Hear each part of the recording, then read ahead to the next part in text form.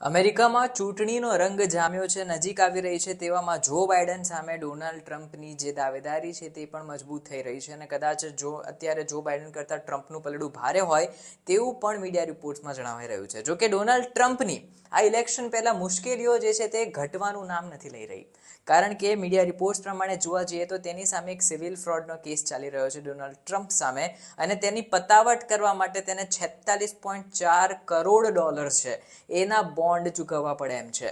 આટલી મોટી રકમ જો ડોનાલ્ડ ટ્રમ્પે ચૂકવવાની હશે તો તેના માટે એ સૌથી મોટી મુશ્કેલી હશે કે ક્યાંથી રૂપિયા લાવશે, કારણ કે આટલી મોટી રકમ એને ચૂકવતા પોતાની મિલકતો વેચવાનો પણ વારો આવી જાય એવી સ્થિતિ ઊભી થઈ છે. બીજી બાજુ જો આ કેસની પતાવટ ન થઈ તો આની સીધી અસર ઇલેક્શન ઉપર પડશે એવી પણ માહિતીઓ સામે આવી રહી છે. હવે તેવામાં ડોનાલ્ડ ટ્રમ્પ શું કરે છે એ જોવા જેવું રહ્યું.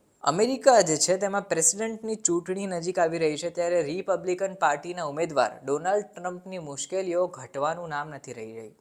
ટ્રમ્પ સામે અત્યારે સિવિલ ફ્રોડનો કેસ ચાલી રહ્યો છે, જેના પતાવટ કરવી હોય તો તેને $46.4 કરોડ બોન્ડ ભરવા પડે તેમ છે. હવે ટ્રમ્પ માટે આટલી મોટી રકમના બોન્ડની વ્યવસ્થા કરવી મુશ્કેલ છે અને જો આવું કરવામાં તેને પોતાની પ્રોપર્ટી પણ ગુમાવવી પડે એવી શક્યતાઓ છે. ટ્રમ્પ પાસે પોશ એરિયામાં ગોલ્ફ કોર્સ છે, જેના માટે $કરોડોનું ઇન્વેસ્ટમેન્ટ કરવામાં આવ્યું હતું. હવે નોર્થ મેનહેટનમાં આવેલા ગોલ્ફ કોર્સ અને બીજી એસ્ટેટને જપ્ત કરવામાં આવી શકે છે એવી માહિતી મળી રહી છે. ન્યુયોર્ક સિટીમાં પણ તેની પ્રોપર્ટી ઘણી બધી છે તે ગુમાવી શકે છે, કારણ કે વેસ્ટચેસ્ટર કાઉન્ટીમાં ટ્રમ્પની 7 સ્પ્રિંગ એસ્ટેટ આવેલી છે, જે 230 એકરમાં ફેલાયેલી છે અને 3 શહેરો સુધી તેની પહોંચ છે. આ એસ્ટેટ 1919માં વોશિંગ્ટન પોસ્ટના ભૂતપૂર્વ પબ્લિશર દ્વારા ડેવલપ કરવામાં આવી હતી અને ટ્રમ્પ ઓર્ગેનાઇઝેશન દ્વારા 1996માં આ મેન્શન ખરીદી લેવાયું હતું. ત્યાર પછી હવે બ્લેર ક્લિફ પાસે નેશનલ ગોલ્ફ ક્લબ વેસ્ટચેસ્ટર આવેલું છે, જ્યાં 140 એકર એરિયામાં 18 હોલનો આખો ગોલ્ફ કોર્સ છે. તેમાં તે 75,000 ચોરસ ફૂટમાં એક ક્લબ હાઉસ પણ આવેલું છે. હવે ટ્રમ્પે કદાચ જો બોન્ડની ભરપાઈ કરવી હશે તો આ પ્રોપર્ટી પણ ગુમાવવી પડશે. ડોનાલ્ડ ટ્રમ્પે ટ્રુથ સોશિયલ પ્લેટફોર્મ ઉપર જણાવ્યું છે કે તેમને બહુ મોટી રકમની જરૂર છે અને બોન્ડિંગ કંપનીઓ પણ આ રકમ આપી શકે તેમ નથી. તેથી હવે તેમની પાસે હવે એક જ વિકલ્પ છે.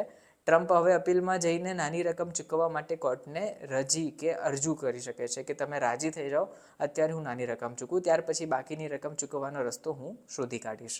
જોકે ટ્રમ્પની જે એસેટ્સ છે તેને જપ્ત કરવી કોઈ આસાન કામ નથી. ટ્રમ્પે પોતાના બિઝનેસને રિસ્ટ્રક્ચર કરીને ઘણી બધી લિમિટેડ લાયબિલિટી કંપનીઓ બનાવી છે, જેની સંખ્યા 300થી પણ વધુ છે. આ કંપનીઓ દ્વારા ટ્રમ્પની પ્રોપર્ટી અને બીજી જે એસેટ્સ છે તેને મેનેજ કરવામાં આવે છે. ડોનાલ્ડ ટ્રમ્પ રિયલ્ટીના બાદશાહ ગણવામાં આવે છે, પરંતુ હાલમાં રિયલ એસ્ટેટને જામીન અને કોલેટરલ તરીકે સ્વીકારવા તૈયાર હોય તેવા કોઈ બોન્ડ પ્રોવાઈડરે અત્યાર સુધી ટ્રમ્પનો સંપર્ક સાધ્યો નથી. ટ્રમ્પના વકીલે જ ન્યૂ એપલેટ કોર્ટને જણાવ્યું કે બોન્ડની વ્યવસ્થા કરવી મુશ્કેલ છે. અમેરિકાના જજ આર્થર એન્ગોરોને ફેબ્રુઆરીમાં એક સિવિલ ફ્રોડ કેસમાં ટ્રમ્પ અને તેમની કંપનીઓ ઉપર $46.4 કરોડનો જે દંડ હતો તે ફટકાર્યો હતો અને આ ઉપરાંત ટ્રમ્પને વ્યાજ પણ ચૂકવવા જણાવ્યું હતું. કોર્ટના ઓર્ડરના કારણે ટ્રમ્પ ન્યુયોર્કની કોઈપણ કંપનીમાં 3 વર્ષ સુધી ટોચનો હોદ્દો નહીં મેળવી શકે. તેમના પુત્રો ડોનાલ્ડ ટ્રમ્પ જુનિયર અને એરિક ટ્રમ્પને પણ $40 લાખ દંડ ફટકારવામાં આવ્યો હતો. હવે તેમના ઉપર પણ કોર્ટ દ્વારા 2 વર્ષનો પ્રતિબંધ મૂકવામાં આવ્યો છે અને ટ્રમ્પ પાસે હવે રિયલ એસ્ટેટને વેચવાનો ઉપાય બાકી છે, કારણ કે હાલમાં કોઈ કોલેટરલ રાખવા માટે પણ રાજી નથી થઈ રહ્યું.